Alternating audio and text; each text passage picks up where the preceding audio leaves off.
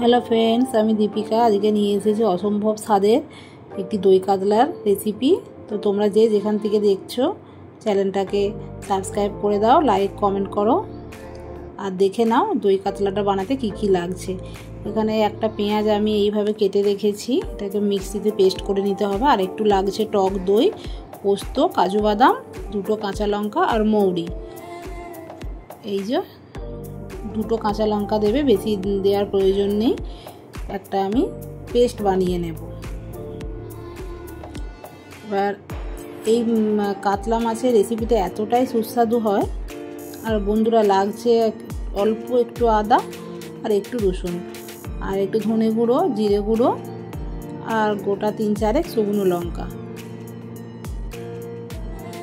এবার বন্ধুরা আমি কাতলা মাছ এখানে 6 পিস নিয়েছি, তোমরা তোমাদের পরিমাণ মতো নেবে।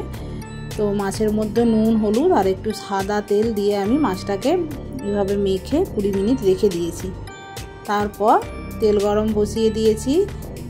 ভালো করে তেলটা গরম হয়ে গেলে মাছগুলোকে ভেজে নেব। তো অতিরিক্ত মাছটাকে লাল করে ভাজার প্রয়োজন নেই, আবার খুব অল্পও ভাজবে না।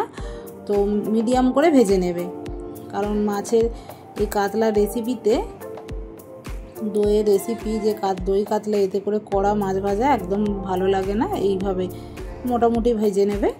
এইভাবে ভেজে মাছগুলোকে আমি তুলে নিচ্ছি। তো তোমরা এইভাবে করে খেয়ে দেখো, দারুণ টেস্ট। আর কতটা সহজে হয়ে যায় সেটাই দেখো। তোমাদেরকে আমি শর্টকাট রান্না দেখানোর চেষ্টা করি। মাছ ভাজা তেলের ওপরে দিয়ে দিলাম লঙ্কা, শুকনো লঙ্কা 4টে, আর পেঁয়াজের যে পেস্ট করে রেখেছিলাম ওটা আমি দিয়ে দিলাম। প্রথমে পেঁয়াজটাকে একটু ভেজে নিতে হবে। তো পেঁয়াজটা একটু ভাজা করে নিচ্ছি। পেঁয়াজের কাঁচা গন্ধটা চলে গেলে এরপর দিয়ে দেবো অল্প একটু আদা রসুনের পেস্ট, একদমই অল্প, বেশি দেওয়ার প্রয়োজন নেই। দিয়ে এইভাবে একটু চাপা দিয়ে আদা রসুনের গন্ধটাও, একটু কাঁচা গন্ধটা একটু চলে যাবে সেই রকম রেখে, এই যে পেস্টটা বানিয়েছিলাম কাজু বাদাম, মৌরি, কাঁচা লঙ্কা, এই পেস্টটা আমি এখানে দিয়ে দিলাম। দিয়ে এটা একটু নাড়াচাড়া হবে। তারপর দিয়ে দিলাম ধনে গুঁড়ো আর জিরের গুঁড়ো দিয়ে খুব সুন্দর করে এটাকে একটু ভালো করে নাড়িয়ে একটু কষিয়ে নিতে হবে, যতক্ষণ পর্যন্ত একটু কাঁচা ভাবটা চলে যায় সেরকম। আর অল্প দইয়ের বাটি ধোয়া জলটা আমি দিয়ে দেবো এতে। দেখলে ওটা মশলার বাটি ধোয়া জল। তো এই জলটা দিয়ে তোমরা কষাবে। কষানোর পরেই তোমরা তারপর একটু চাপা দিয়ে আবার খুলে নেবে, নিয়ে দইটা দিয়ে দেবে। দইটা দিয়ে পরিমিত নুন দেবে, যতটা নুন লাগবে সেইভাবে চেক করে নিয়ে দেবে। এইভাবে দিয়ে দেবে, কোনো ঝামেলা নেই, শর্টকাট। তো এইভাবে মশলাটা কষে গেল। কষে যাওয়ার পর কাঁচা লঙ্কা দিয়ে দিলাম।